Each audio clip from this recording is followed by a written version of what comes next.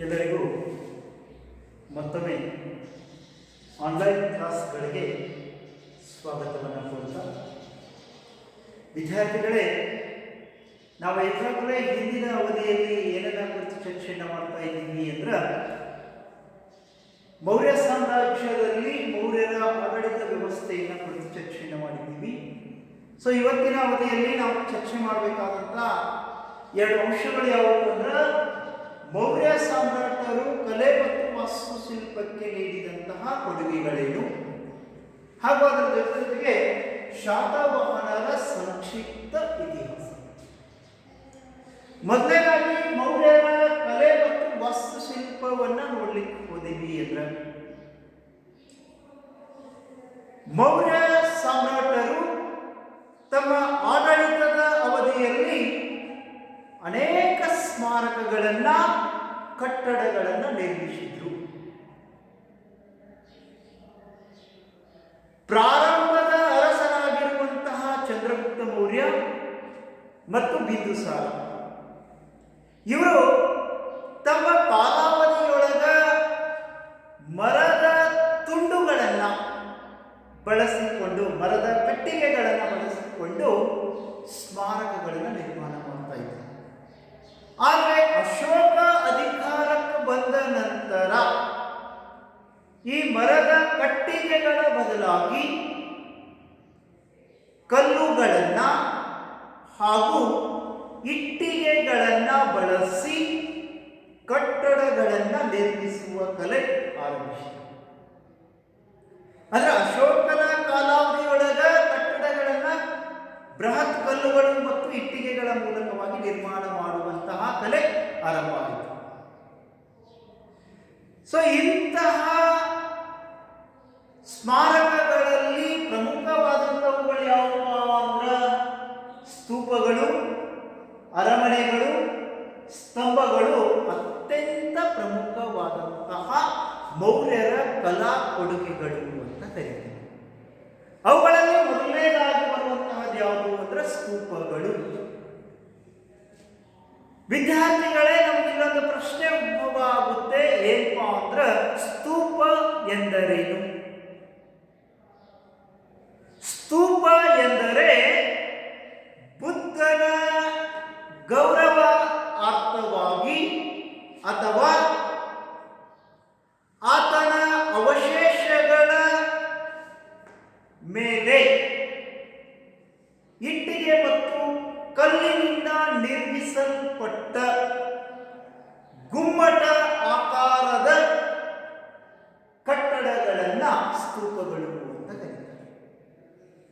ಏನಂದ್ರೆ, ಬುದ್ಧನ ಗೌರವಾರ್ಥವಾಗಿ ಆತನ ಅವಶೇಷಗಳ ಮೇಲೆ ನಿರ್ಮಿಸಿದ ಗುಮ್ಮಟ ಆಕಾರದ ಕಟ್ಟಡಗಳನ್ನ ಅಥವಾ ಸ್ಮಾರಕಗಳನ್ನ ಸ್ತೂಪಗಳು ಅಂತ ಕರೀತಾರೆ. ಅಶೋಕ ತನ್ನ ಕಾಲಾವಧಿಯಲ್ಲಿ ಇಂತಹ 84,000 ಸ್ತೂಪಗಳನ್ನು ನಿರ್ಮಾಣ ಮಾಡಿದ. ಇವುಗಳಲ್ಲಿ ಅತ್ಯಂತ ಪ್ರಮುಖವಾದಂತಹ ಸ್ತೂಪ ಯಾವುದು ಅಂದ್ರೆ ಸಾಂಚಿಯ ಬೌದ್ಧ ಸ್ತೂಪ ಅಂತ ಕರೀತೀವಿ. ನಾವು ಇವತ್ತಿಗೂ ಕೂಡ ಅದನ್ನು ನೋಡಬಹುದು. ಇದು ಅತ್ಯಂತ ದೊಡ್ಡದಾದಂತಹ ಸ್ತೂಪ ಅಂತ ಕರೀತೀವಿ. ಉಳಿದ ಎಲ್ಲ ಸ್ತೂಪಗಳು ಕಾಲಕ್ರಮೇಣ ಏನಾಗಿತ್ತಪ್ಪ ಅಂದ್ರೆ ವಿನಾಶವನ್ನು ಹೊಂದಿದವ. ಈ ಸ್ತೂಪಗಳು ಬೌದ್ಧ ಧರ್ಮದ ಪ್ರಮುಖ ಅಂಶಗಳಾಗಿದ್ದು, ಅವುಗಳ ಕಲಾ ವೈವಿಧ್ಯತೆಯನ್ನು ನೋಡಲಿಕ್ಕೆ ನಮಗೆ ಎರಡು ಕಲ್ಲುಗಳು ಕೂಡ ಸಾಲಲ್ಲ, ಅಷ್ಟು ಸುಂದರವಾಗಿ ನಿರ್ಮಿಸಲ್ಪಟ್ಟಂತಹ ಸ್ತೂಪಗಳು ಮೌರ್ಯರ ಕಾಲದಲ್ಲಿ ಇದ್ದು ಅಂತ ನೋಡ್ತೀವಿ. ಇನ್ನು ಎರಡನೇದಾಗಿ ಅರಮನೆಗಳು. ಸ್ನೇಹಿತರೆ, ಮೌರ್ಯರ ಕಾಲಾವಧಿಯಲ್ಲಿ ಅನೇಕ ಅರಮನೆಗಳು ನಿರ್ಮಾಣಗೊಂಡಿದ್ದವ. ಅವುಗಳಲ್ಲಿ ಮೌರ್ಯರ ರಾಜಧಾನಿಯಾಗಿರುವಂತಹ ಪಾಟಲಿಪುತ್ರದ ಅರಮನೆ ಅತ್ಯಂತ ಪ್ರಮುಖವಾದಂತಹದ್ದು ಅಂತ ಹೇಳ್ತಾರೆ. ಚೀನಾದ ಪ್ರವಾಸಿಗನಾಗಿರುವಂತಹ ಪಾಹಿಯಾನ್ ಪಾಟಲಿಪುತ್ರದ ಅರಮನೆಯ ಕುರಿತು ಸಂಪೂರ್ಣವಾದಂತಹ ವಿವರಣೆಯನ್ನ ನೀಡಿದ್ದು ಅದರ ಅಡಿಪಾಯದ ವಿಚಾರಗಳನ್ನು ಚರ್ಚೆ ಮಾಡಿದ್ದಾನೆ.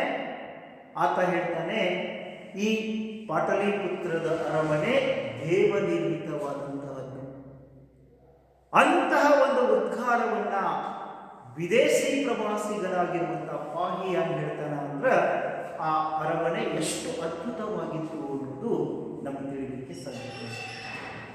ಇನ್ನು ಮೂರನೇದಾಗಿ ಮೌರ್ಯರ ಕಾಲಾವಧಿಯಲ್ಲಿ ನಿರ್ಮಾಣವಾದಂತಹ ಅಂಶಗಳು ಯಾವುವು ಅಂದ್ರೆ ಸ್ತಂಭಗಳು ಅಂತ ಕರೀತಾರೆ.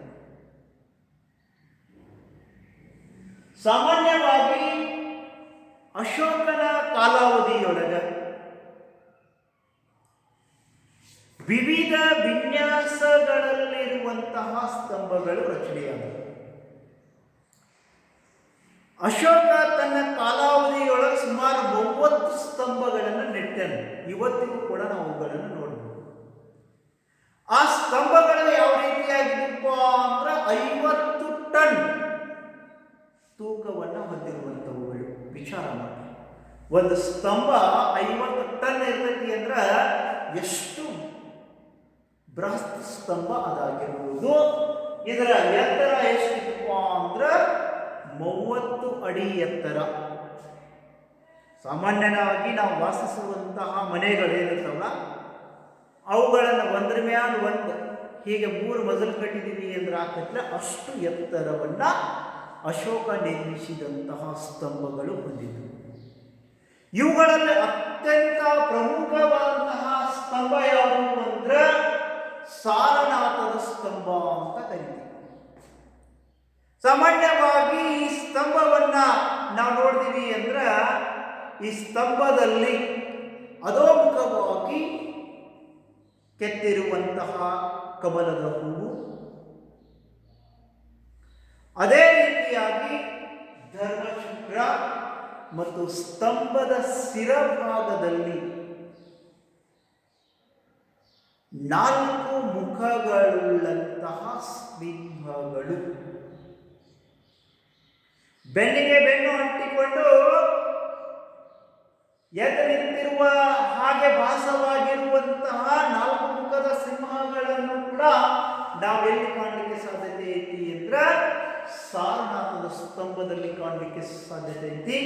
ಈ ಸಾರನಾಥದ ಶಿರೋಭಾಗದಲ್ಲಿರುವಂತಹ ಈ 4 ಮುಖಗಳ ಸಿಂಹಗಳನ್ನೇ ನಾವು ಸ್ವತಂತ್ರ ಭಾರತದ ನಂತರ ನಮ್ಮ ರಾಷ್ಟ್ರ ಲಾಂಛನವಾಗಿ ಆಯ್ಕೆ ಮಾಡಿಕೊಂಡಿದ್ದೀವಿ. ಸೊ ಇದು ಕೂಡ ಅಶೋಕನ ಅಥವಾ ಮೌರ್ಯರ ಸ್ಮಾರಕಗಳಿಂದ ಬಂದಿರುವಂತಹ ಕೊಡುಗೆ. ಇನ್ನು ಕೊನೆಯದಾಗಿ ಗುಹಾಲಯಗಳನ್ನ ಕುರಿತು ನಾವು ಚರ್ಚೆಯನ್ನ ಮಾಡಲಿಕ್ಕೆ ಹೋದಿವಿ ಅಂದ್ರೆ ಗುಹಾಲಯ ಅಂದ್ರೆ ಏನು? ಪ್ರಾಚೀನ ಕಾಲದಲ್ಲಿ ಬೌದ್ಧ ಸನ್ಯಾಸಿಗಳು ಧ್ಯಾನದ ಸಲುವಾಗಿ ನಿರ್ಮಿಸಿಕೊಟ್ಟಂತಹ ಆಲಯಗಳನ್ನ ಗುಹಾಲಯಗಳು ಅಂತ ಕರೀತಾರೆ. ಇಲ್ಲಿ ಬೌದ್ಧ ಸನ್ಯಾಸಿಗಳು ಧ್ಯಾನ ಮಾಡ್ತಾ ಇದ್ರು. ಅಶೋಕ ಹಾಗೂ ಆತನ ಮೊಮ್ಮಗ ದಶರಥ ಅನೇಕ ಗುಹಾಲಯಗಳನ್ನು ನಿರ್ಮಾಣ ಮಾಡಿದ್ದಾರೆ. ಅವುಗಳನ್ನು ನಾವು ಎಲ್ಲಿ ಕಾಣಬಹುದಪ್ಪ ಅಂದ್ರೆ ಬರಾಬರ್ ಬೆಟ್ಟಗಳು ಮತ್ತು ನಾಗಾರ್ಜುನ ಪರ್ವತ ಸರಣಿಗಳಲ್ಲಿ ಕಾಣಲಿಕ್ಕೆ ಸಾಧ್ಯತೆ. ಇವೆಲ್ಲವೂ ಮೌರ್ಯರ ಅತ್ಯಂತ ಪ್ರಮುಖವಾದಂತಹ ಕೊಡುಗೆಗಳು ಅಂತ ನಾವು. ಇನ್ನು ಎರಡನೇದಾಗಿ ಚರ್ಚಿಸಬೇಕಾದಂತಹ ಅಂಶ ಯಾವುದು ಅಂದ್ರೆ ಶಾತವಾಹನರ ಇತಿಹಾಸ. ಸ್ನೇಹಿತರೆ, ಸಂಕ್ಷಿಪ್ತವಾಗಿ ಶಾತವಾಹನರ ಬಗ್ಗೆ ನಾವು ತಿಳ್ಕೊಬೇಕು. ಶಾತವಾಹನರು ದಕ್ಷಿಣ ಭಾರತದಲ್ಲಿ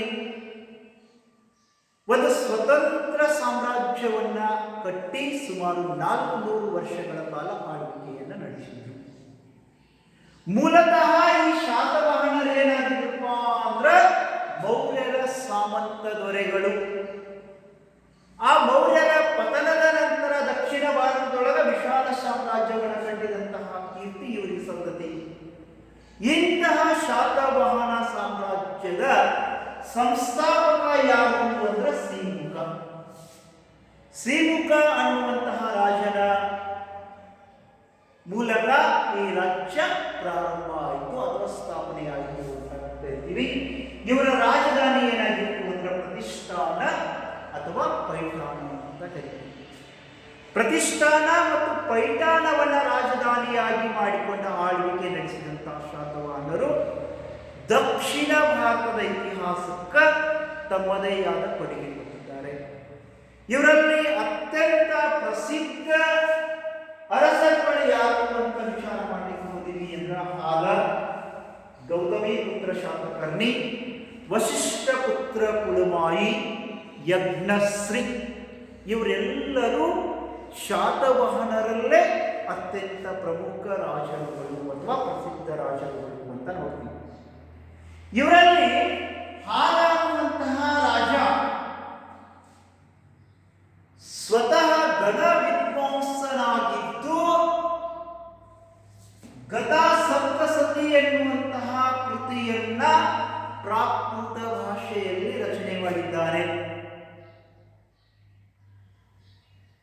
ಸಕಲ ಜ್ಞಾನವನ್ನ ಹೊಂದಿದಂತಹ ಮಹಾನ್ ವ್ಯಕ್ತಿಯಾಗಿರುವಂತಹ ಹಾಲ ಪ್ರಾಕೃತ ಭಾಷೆಯೊಳಗ ಗದಾ ಸಪ್ತಸತಿ ಎನ್ನುವಂತಹ 700 ಶೃಂಗಾರ ಕಾವ್ಯಗಳನ್ನು ಒಳಗೊಂಡಿರುವಂತಹ ಕೃತಿಯನ್ನು ರಚನೆ ಮಾಡಿದ್ದಾನೆ. ಈ ವಂಶದಲ್ಲೇ ಅತ್ಯಂತ ಬಲಿಷ್ಠ ಮತ್ತು ಪ್ರಸಿದ್ಧ ದೊರೆ ಯಾರಪ್ಪ ಅಂದ್ರೆ ಗೌತಮಿ ಪುತ್ರ ಶಾತಕರ್ಣಿ. ಈತ ಸಾಮಾನ್ಯ ಶಕ ವರ್ಷ 106ರಿಂದ 130ರವರೆಗೆ ಆಳ್ವಿಕೆಯನ್ನು ನಡೆಸಿದ. ಶಾತವಾಹನರಲ್ಲೇ ಅತ್ಯಂತ ಬಲಿಷ್ಠರಾಗಿರುವಂತಹ ಈತನ ಸಾಧನೆಗಳನ್ನ ಆತನ ತಾಯಿ ಹೊರಡಿಸಿರುವ ನಾಸಿಕ್ ಶಾಸನ ಅಂತ ಬರ್ತದೆ. ಗೌತಮಿ ಬಾಲಶ್ರೀ ಹೊರಡಿಸಿರುವಂತಹ ನಾಸಿಕ್ ಶಾಸನ ಅನ್ನುವಂಥದ್ದು ಆತ ಕೈಗೊಂಡಿರುವಂತಹ ದಿಗ್ವಿಷಯಗಳನ್ನ ಹಾಗೂ ಆತನ ಬಿರುದುಗಳನ್ನ ಕುರಿತು ವಿವರಿಸುತ್ತದೆ. ಗೌತಮಿ ಪುತ್ರ ಶಾತಕರ್ಣಿ ಅಧಿಕಾರಕ್ಕೆ ಬರೋಕ್ಕಿಂತ ಪೂರ್ವದಲ್ಲಿ ಶಾತವಾಹನ ಸಾಮ್ರಾಜ್ಯ ಅನ್ನುವಂಥದ್ದು ವಿನಾಶದ ಅಂಚಿನಲ್ಲಿತ್ತು. ಈ ವಿನಾಶದ ಅಂಚಿನಲ್ಲಿರುವಂತಹ ಸಾಮ್ರಾಜ್ಯವನ್ನ ರಕ್ಷಿಸಿ ವಿಸ್ತರಿಸಿದಂತಹ ಕೀರ್ತಿಯಾಗಿ ಸಂತತಿ ಅಂದ್ರೆ ಗೌತಮಿ ಪುತ್ರ ಶಾತಕರ್ಣಿಗೆ ಸಂತತಿ. ಈತನನ್ನ ಶಾಸನಗಳು ಶಕ ಯವನ ಪಹಲವ ನಿಸೂದನ ಅಂತ ಕರೆದವ. ಅಂದ್ರೆ ಅವತ್ತಿನ ಕಾಲದಲ್ಲಿ ಶಕರನ್ನ, ಯವನರನ್ನ ಮತ್ತು ಪಹಲವರನ್ನ ಸೋಲಿಸಿದಂತಹ ಕೀರ್ತಿಯಾಗಿ ಸಂತತಿ ಅಂದ್ರೆ ಗೌತಮಿ ಪುತ್ರ ಶಾತಕರ್ಣಿಗೆ ಸಂತತಿ. ಈತ ಶಕರ ರಾಜನಾಗಿರುವಂತಹ ನಹಪಾನನನ್ನ ಸೋಲಿಸಿ ನಹಪಾನನ ಬೆಳ್ಳಿಯ ನಾಣ್ಯಗಳ ಮೇಲೆ ತನ್ನ ರಾಜ್ಯ ಮುದ್ರೆಯನ್ನ ಪುನರ್ ಸ್ಥಾಪಿಸಿದಂತಹ ಕೀರ್ತಿ ಗೌತಮಿ ಪುತ್ರ ಶಾತಕರ್ಣಿಗೆ ಸಂತತಿ. ಅಂತಹ ಬಲಿಷ್ಠ ರಾಜ ಇದಾಗಿದೆ. ಈತನಿಗೆ ಇನ್ನೊಂದು ಬಿರುದಿತ್ತು, ತ್ರೈ ಸಮುದ್ರ ತೋಯಪೀತ ವಾಹನ ಅಂತ. ಈ ಬಿರುದುಗಳೇ ಆತನ ಸೇನಾ ಸಾಮರ್ಥ್ಯವನ್ನ ವ್ಯಕ್ತಪಡಿಸುವಂಥವುಗಳು. ತ್ರೈ ಸಮುದ್ರ ತೋಯಪೀತ ವಾಹನ ಅಂದ್ರೆ 3 ಸಮುದ್ರದ ಜಲದಲ್ಲಿ ಮಿಂದಿರುವಂತಹ ಅಶ್ವಗಳನ್ನ ವಾಹನವಾಗಿ ಹೊಂದಿರುವಂಥವನು ಅಂತ. ಅಂದ್ರೆ ಈತನ ರಾಜ್ಯ 3 ಸಮುದ್ರ ತೀರ ಪ್ರದೇಶದವರೆಗೆ ಹರಡಿತ್ತು. ಪೂರ್ವಕ್ಕೂ ಸಮುದ್ರ, ಪಶ್ಚಿಮಕ್ಕೂ ಸಮುದ್ರ, ದಕ್ಷಿಣಕ್ಕೂ ಸಮುದ್ರ. ಇಂತಹ ಒಂದು ವಿಶಾಲ ಸಾಮ್ರಾಜ್ಯವನ್ನ ಈತ ಆಳ್ತಾ ಇದ್ದ. ಇಂತಹ ಶಾತವಾಹನರು ಕಲೆ ಮತ್ತು ವಾಸ್ತುಶಿಲ್ಪಕ್ಕೆ ತಮ್ಮದೇ ಆದಂತಹ ಕೊಡುಗೆಯನ್ನು ಕೊಟ್ಟಿದ್ದು. ಅವುಗಳಲ್ಲಿ ಬೌದ್ಧ ಸ್ತೂಪಗಳು, ವಿಹಾರಗಳು, ಚೈತ್ಯಾಲಯಗಳು ಅತ್ಯಂತ ಪ್ರಮುಖವಾದಂಥವುಗಳು ಅಂತ ಕರೀತಾರೆ. ಅವುಗಳನ್ನು ನಾವು ನೋಡಬೇಕಾಗಿದ್ರೆ ಕಾರ್ವೆ, ಕನ್ನೇರಿ, ನಾಸಿಕ್, ಅಮರಾವತಿ, ನಾಗಾರ್ಜುನಕೊಂಡ ಈ ಪ್ರದೇಶಕ್ಕೆ ನೀವು ಇವತ್ತು ಕೂಡ ಭೇಟಿ ಕೊಟ್ರಿ ಅಂದ್ರೆ ಶಾತವಾಹನರ ಕಾಲದಲ್ಲಿ ನಿರ್ಮಿಸಲ್ಪಟ್ಟಂಥ ಅನೇಕ ಸ್ಮಾರಕಗಳನ್ನು ನಾವು ನೋಡಲಿಕ್ಕೆ ಸಾಧ್ಯತೆ ಐತಿ ಅಂತ ಹೇಳ್ತೀವಿ. ಸೊ ಇದು ಇವತ್ತಿನ ಅವಧಿಯಲ್ಲಿ ನಾವು ಚರ್ಚಿಸಿದಂಥ ಅಂಶಗಳು. ಇನ್ನು ನೆಕ್ಸ್ಟ್ ಅವಧಿಯೊಳಗೆ ನಾವು ಚರ್ಚಿಸಬೇಕಾದಂಥ ಬಹುಮುಖ್ಯವಾದಂಥ ಅಂಶ ಯಾವುದು ಅಂದರೆ ಗುಪ್ತ ಸಾಮ್ರಾಜ್ಯ. ಆ ಗುಪ್ತ ಸಾಮ್ರಾಜ್ಯವನ್ನು ಮತ್ತೊಂದು ಅವಧಿಯಲ್ಲಿ ನೋಡೋಣ ಅಂತ ಹೇಳ್ತಾ ಈ ಒಂದು 4.3 ಅಧ್ಯಾಯದ ಉಪಘಟಕವನ್ನು ಮುಗಿಸೋಣ. ವಂಡರ್ಫುಲ್. Thank you.